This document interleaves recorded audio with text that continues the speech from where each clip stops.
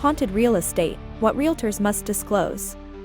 Ever wondered what happens when you're looking for a new home and encounters with ghosts might be part of the deal? Let's explore the intriguing world of haunted real estate and the legal obligations realtors have regarding spooky disclosures. The basics of property disclosures. When buying a house, you expect transparency from the seller and realtor. They have to inform you about structural issues, think black mold, leaky roofs, or wiring problems. These are known as material defects. However, the rules become murky when it comes to haunted houses. So, what protections do you, the buyer, have if you suspect a ghost might be lingering in your new attic? What is a stigmatized property? Before diving deeper, let's clarify what a stigmatized property is. Haunted houses are classified as stigmatized real estate with a past that might freak potential buyers out, even if the house itself is structurally sound. Homes with a history of murders, suicides, or other crimes often fall into this category. The essence of the house's story can be a deal-breaker for many. State-by-state variations.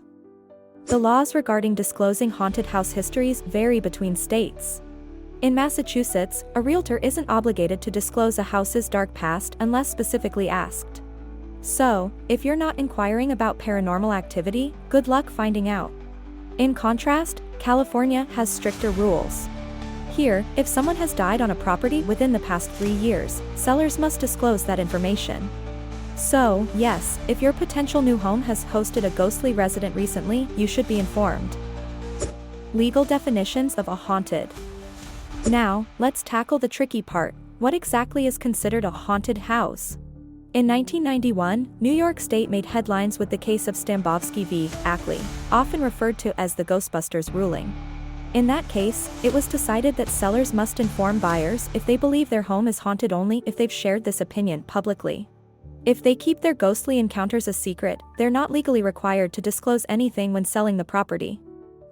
Public perception and interest in haunted houses. But what do people think about buying a potentially haunted house?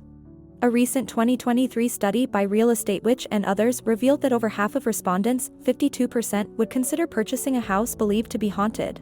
This surprising interest may stem from the challenging current real estate market. On the flip side, 29% of people surveyed claimed they believed they had lived in a haunted house, while 36% expressed regret over that decision. Additionally, a striking 55% stated they wouldn't buy a haunted house again, showing the deep-rooted worries associated with paranormal properties. Interestingly, even when faced with legal mandates, about 11% of respondents said they wouldn't disclose any haunting if they were selling their home.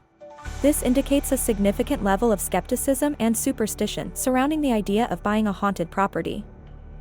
Resources for concerned buyers.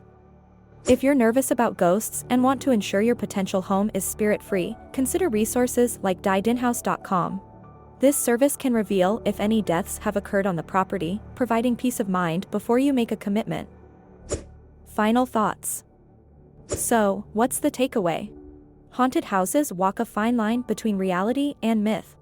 While sellers may not always be upfront about ghostly tenants due to legal loopholes, savvy buyers can investigate before making a purchase.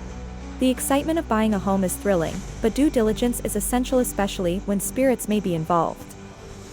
Don't forget to hit the like button and subscribe to our channel for more in-depth explorations and interesting facts.